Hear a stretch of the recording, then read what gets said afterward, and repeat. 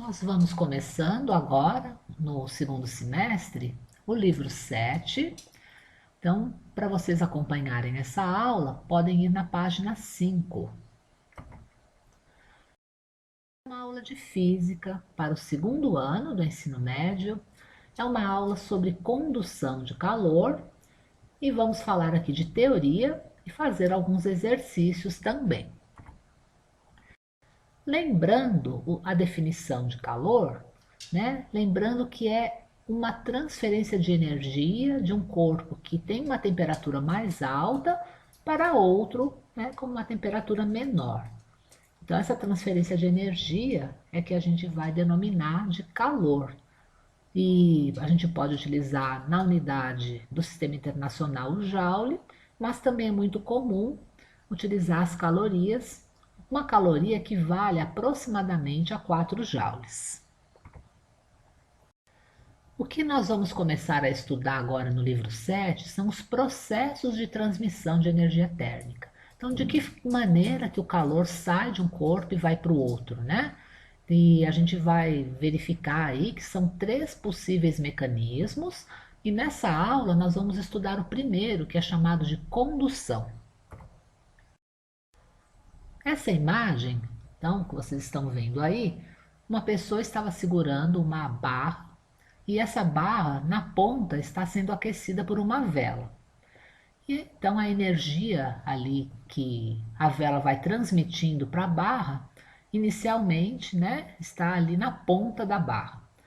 E a condução de calor é justamente a propagação da energia térmica no interior do corpo aquecido irregularmente, que é esse exemplo que a gente está mostrando, né? Que apenas uma parte da barra está sendo aquecida, mas essa energia vai ser transmitida, né, nesse material e vai chegar num certo momento na mão da pessoa que está ali segurando do outro lado.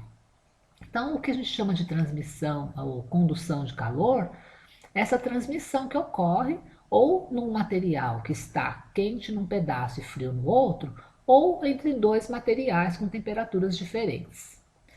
E aí, como isso acontece, né? Como que essa energia que estava ali na pontinha da barra, aquecendo a ponta da barra, como que essa energia chega do outro lado e acaba queimando a mão da pessoa?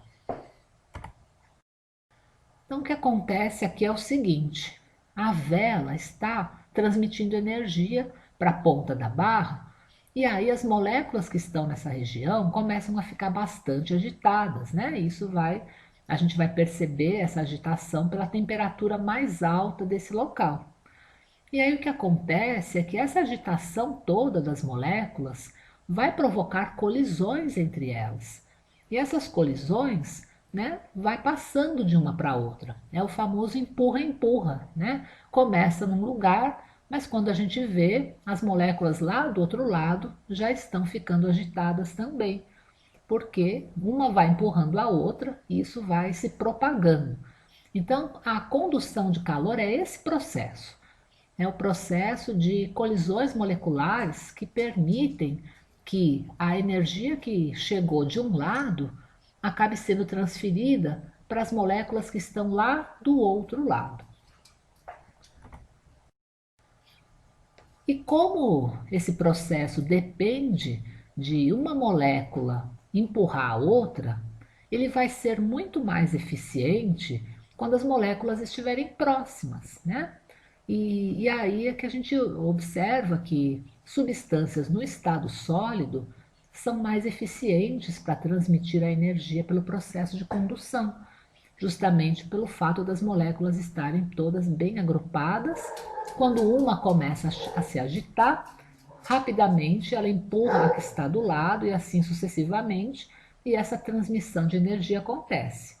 Já em substâncias no estado líquido ou gasoso, isso já fica mais difícil, né? Essa comunicação de uma empurrando a outra já não é tão simples e esse processo de transmissão de energia já não é muito eficiente. Além do estado físico, a gente observa que são diferentes materiais que vão ter diferentes valores do que a gente chama condutividade térmica. O que é isso? Acontece o seguinte, dependendo da forma que as moléculas estão organizadas no material, a gente vai ter uma maior facilidade de transmissão de energia entre elas ou não.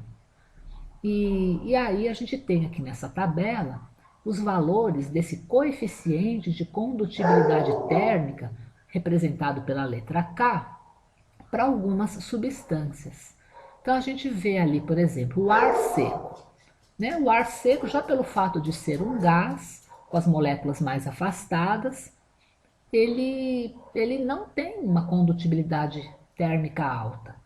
Né? Então ele consegue até um pouquinho assim, né? Uma molécula empurrando a outra, mas é um valor muito baixinho. A quantidade de energia que é transmitida ali, né? A quantidade de quilocalorias por hora para cada metro ali de distância, né? Isso daí é uma quantidade pequena. Então, assim, esse tipo de material, que o valor do K é um valor pequeno, a gente chama de isolante térmico, porque são materiais que transmitem uma quantidade tão pequena de energia a cada instante que a gente pode dizer que eles, na verdade, são bons isolantes de temperatura, de calor, porque, né, a quantidade de energia que eles deixam passar a cada instante é muito pequena. Em compensação, a gente olha aqui nessa tabela e vê que tem os metais com valores bem altos de coeficiente térmico, e aí, né, realmente esses são os melhores condutores.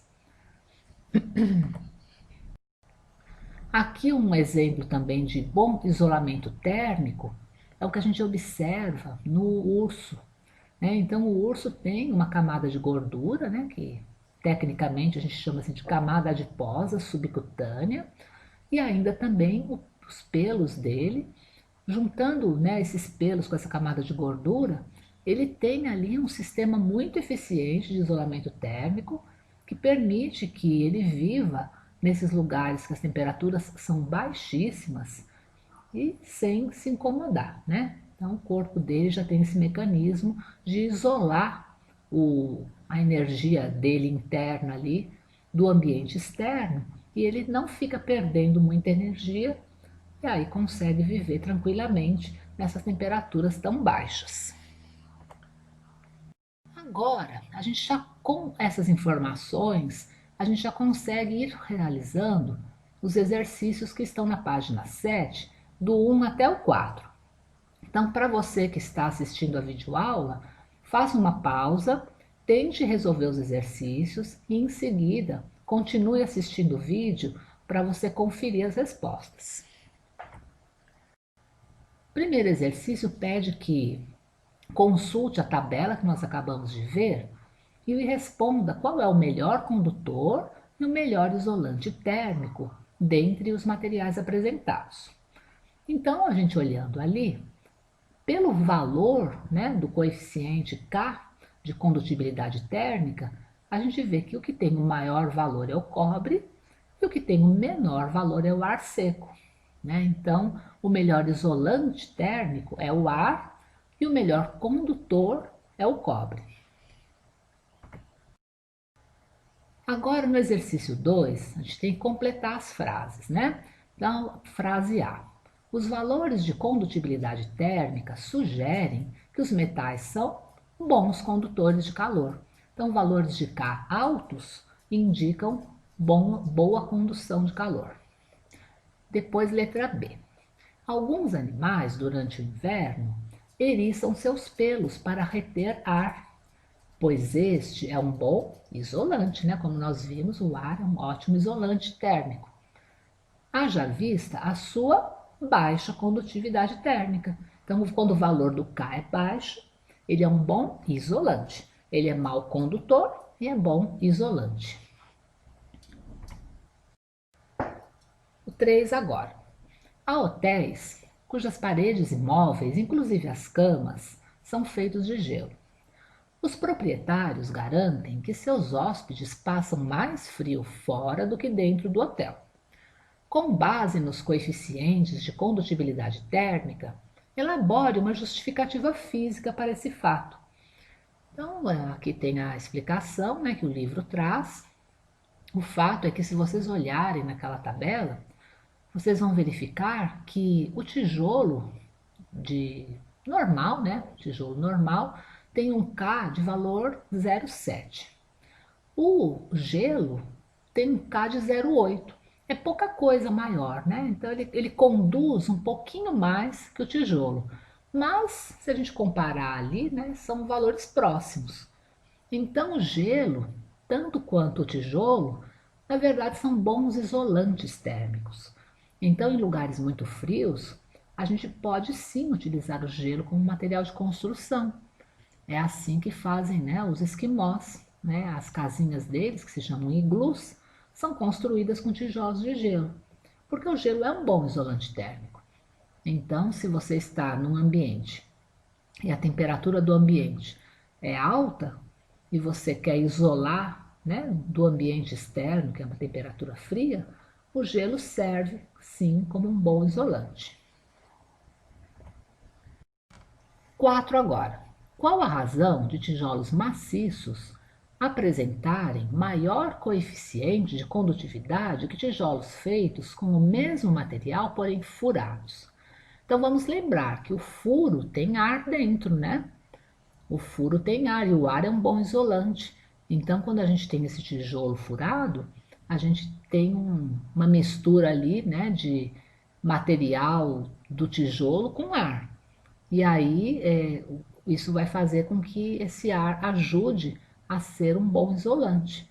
Então, se você quiser fazer uma construção com isolamento térmico bom, é melhor utilizar esse material, né, esse tijolo que tem os furos, que ele vai ser melhor do que o maciço. Isso com relação, né, ao isolamento térmico, né? Claro que tem que verificar outras vantagens, né, que podem ter do tijolo maciço. Bom, agora a gente precisa ainda continuar aqui, né, na explicação desse assunto, e aí vem a definição de fluxo de calor. Então, o que, que é isso aí de fluxo, né? Toda vez que a gente falar fluxo de alguma coisa, pode ser de calor, pode ser de areia, pode ser de qualquer coisa, sempre vai ser essa quantidade no tempo.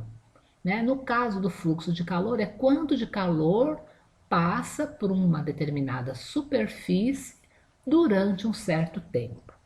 Então, nesse exemplo que tem no desenho aí, a gente observa uma parede e o fluxo de calor passando por essa parede vai indicar para a gente quantos joules de energia passam por ali a cada segundo. Então, isso que é o significado de fluxo.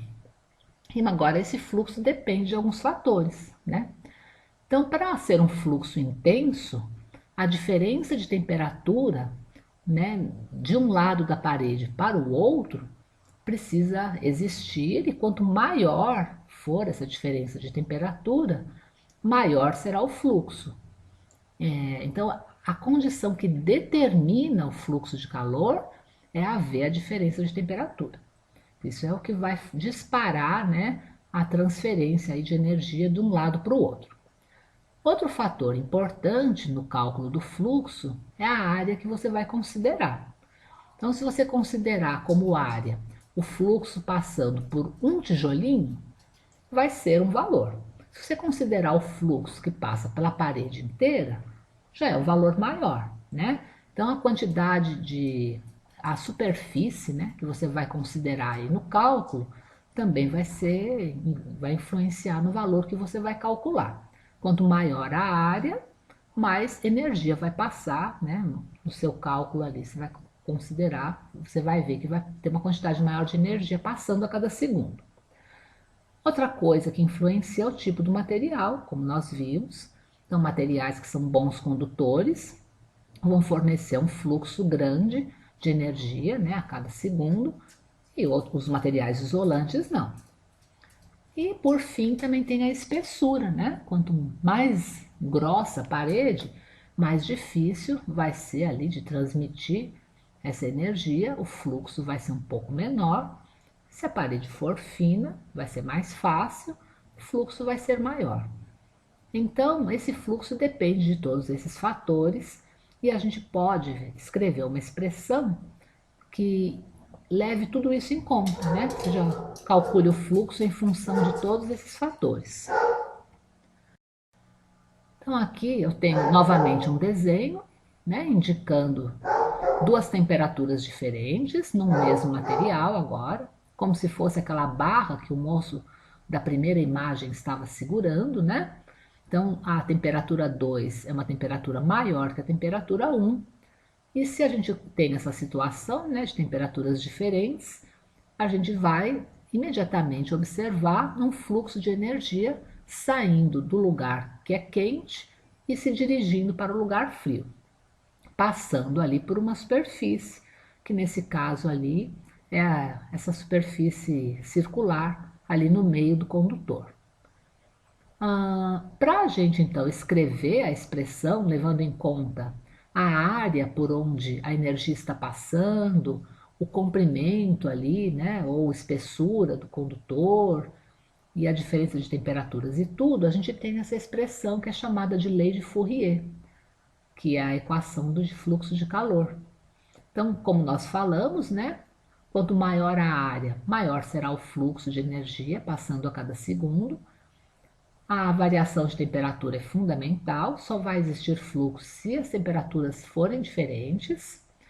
O valor de condutibilidade térmica também é influente, né? Quanto maior o K, maior será a quantidade de energia transmitida.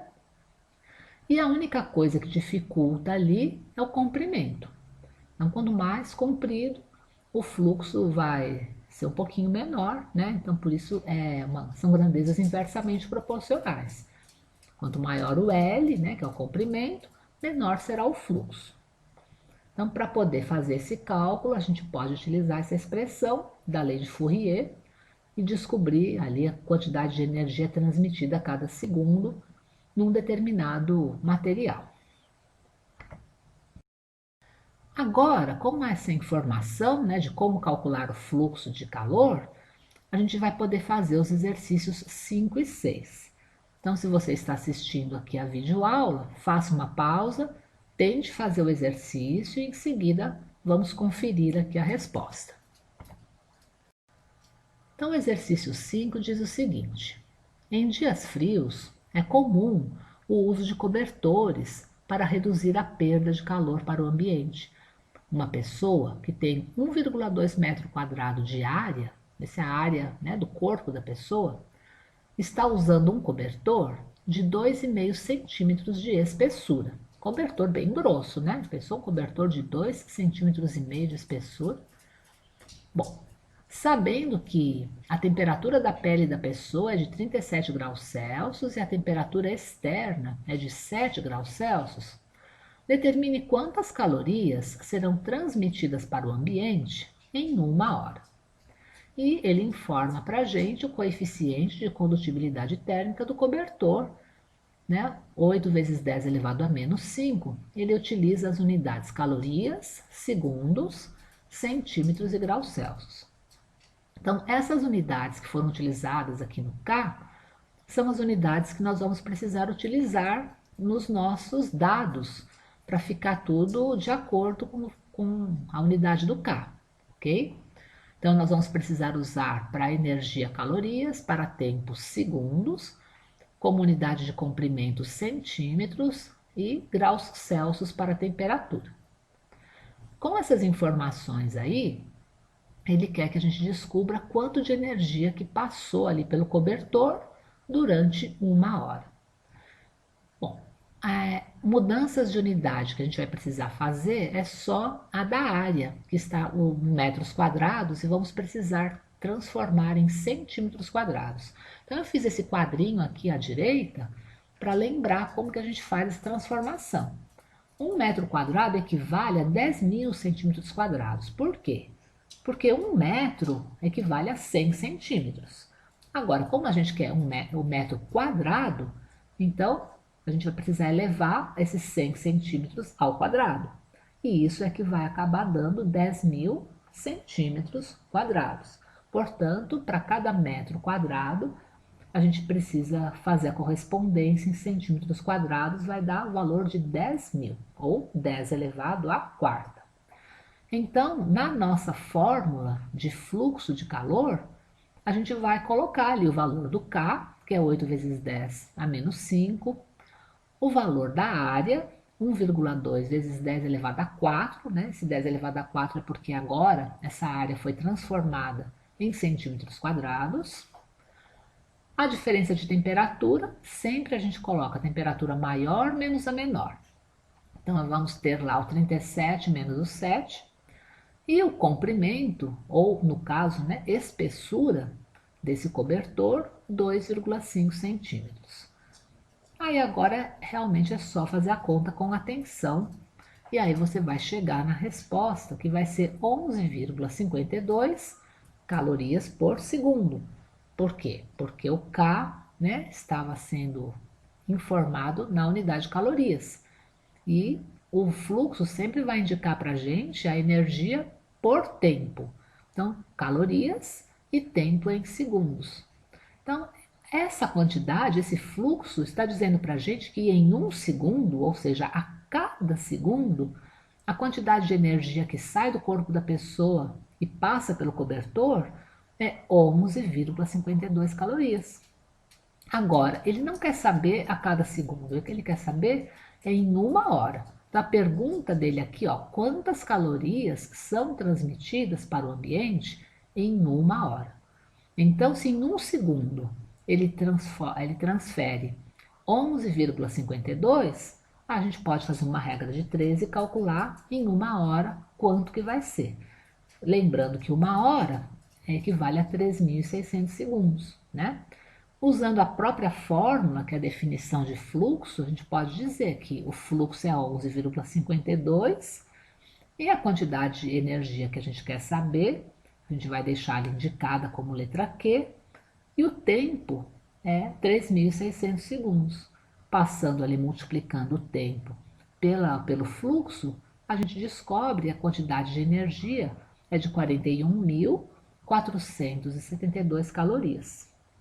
Poderia fazer uma regra de 3 também, né? Em um segundo, 11,52 calorias, em 3.600 segundos, x, e chegaria na mesma resposta. O exercício 6 da página 7 diz assim: uma das extremidades de uma barra metálica isolada é mantida a 100 graus Celsius e a outra extremidade é mantida a 0 graus Celsius por uma mistura de gelo e água.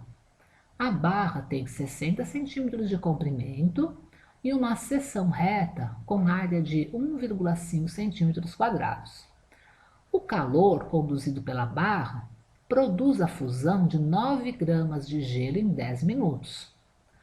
A condutividade térmica do material vale em watts por metro vezes Kelvin quanto, né? E ele informa o valor do calor latente de fusão da água, que diz que é 13,5 vezes 10 elevado a 5 joules por quilograma. Então veja bem, um exercício com muitas informações, precisa organizar todas essas informações, verificar o que ele quer saber, para depois, então, com tudo isso organizado, a gente começar a resolver. Então, eu coloquei aqui ao lado um desenho representando, né, essa barra, né, metálica que tinha de um lado a temperatura de 100 graus Celsius e do outro 0 graus Celsius. Aí, as informações de comprimento da barra e de área da secção dela, né? E ele diz que essa barra vai fazer, quando a energia vai passando, né, por ela e chegando ali do lado que tinha uma mistura de gelo e água, vai fazendo com que o gelo derreta, né? Então, ele derreteu, né? Produzir a fusão significa derreter. Então, foram 9 gramas de gelo que derreteram em 10 minutos. Então, quando ele está falando sobre isso, a gente está tendo uma situação aí que a gente pode utilizar aquela expressão de quantidade de calor latente, porque a quantidade de energia que está sendo transmitida ali está fazendo 9 gramas de gelo derreterem, né? Irem à fusão. Então, já a primeira coisa que eu escrevi ali foi aquela fórmula de calor latente, né? Quantidade de calor que mudou de estado é igual a massa vezes o L, o calor latente. E então essa foi a primeira coisa que eu escrevi ali. Aí embaixo já coloquei o valor mesmo do calor latente de fusão que ele informou e a massa que foi de gelo que derreteu. Com essas informações eu consigo descobrir quanto de energia então que, que foi transferida, né, que foi necessária para essa quantidade de gelo derreter. Então, com a massa e o calor latente, eu calculo isso. Depois, ele falou também que ele queria saber, né, a condutividade térmica do metal. Então, o que ele quer saber, porque a gente vai precisar calcular esse valor desse K que tem aí na fórmula. Então, o K é a nossa incógnita, é a condutividade térmica do metal. Ele falou para a gente também que essa quantidade de gelo que derrete, né, é em 10 minutos. Então, a gente tem 9 gramas de gelo sendo, né, transformados em água durante 10 minutos. Como o minuto não é a unidade do sistema internacional, eu passei essa informação já para segundos e deixei ali indicar. E por fim, ele tem ali, né, o valor da área da secção reta ali do condutor e também o comprimento dele e a diferença de temperatura entre os dois lados. Então, todas essas informações aqui, né, com tudo isso, a gente tem que descobrir o valor do K.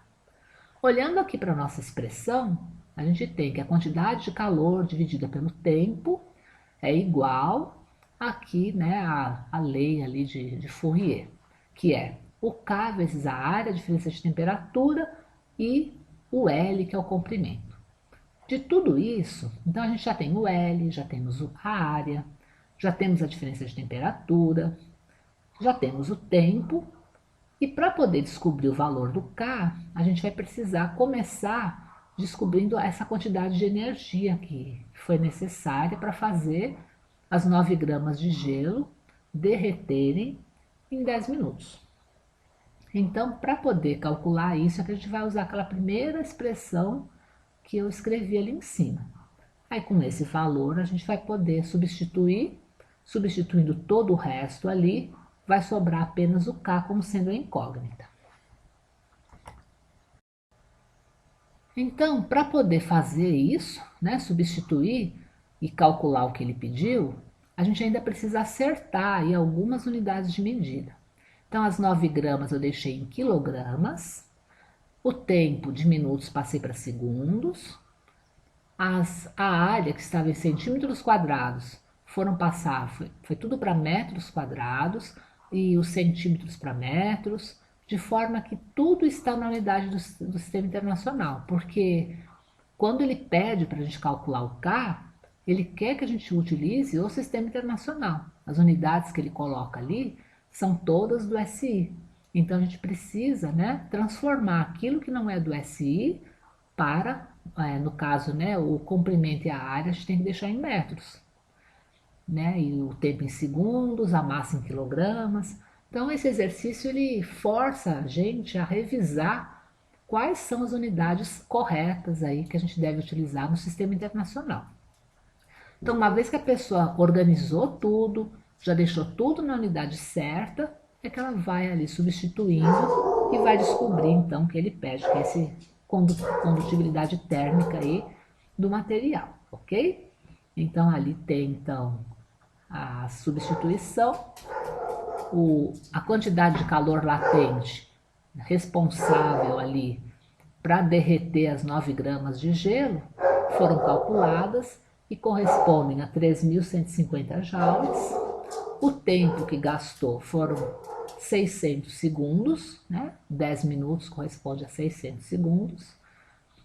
E temos também o valor da área, da diferença de temperatura e do L.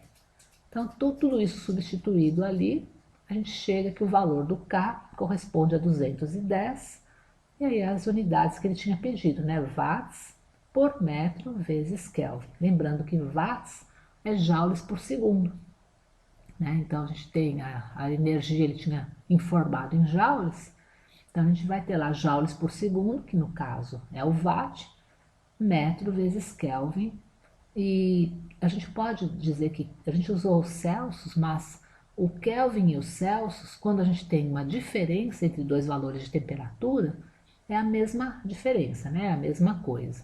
Então a gente pode dizer que a resposta da gente, embora a gente tenha usado 100 graus Celsius, 0 graus Celsius, essa diferença em Kelvin vai ser 100 também. Então não tem problema. E aí a gente chega nesse valor então, né? O resultado é de 210 watts por metro vezes Kelvin.